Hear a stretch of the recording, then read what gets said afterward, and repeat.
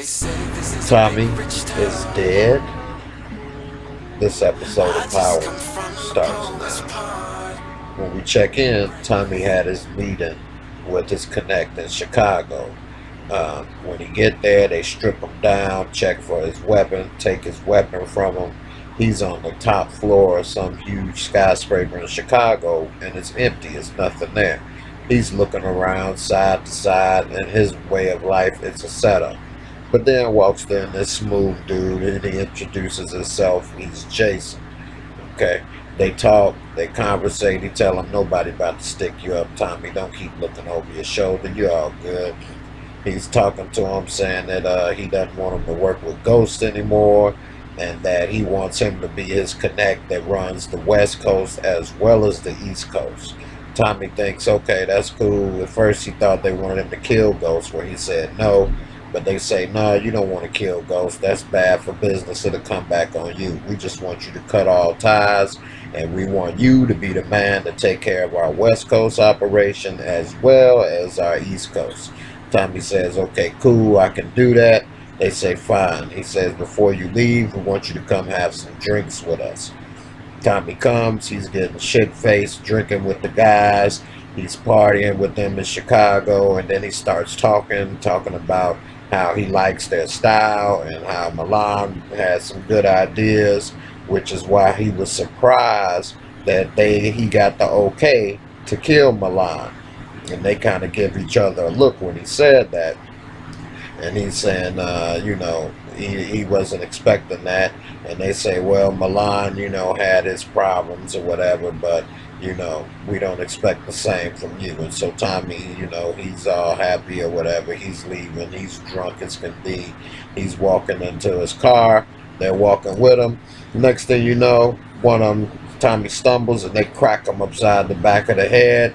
And they pop the trunk. And Tommy was saying, what was this all about? And they throw him in the back of the trunk before he knew what even hit him. They close the trunk. And they pull off. And Tommy, is in trouble.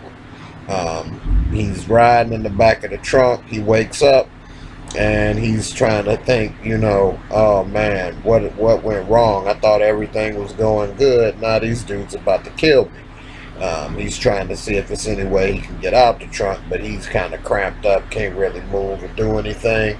They come to a stop in the park. They pull him out the trunk. First thing he sees is his grave, and he's like, oh man, what the hell is going on? I thought everything was cool. Jason, thought you wanted me to run both sides of the coast or whatever.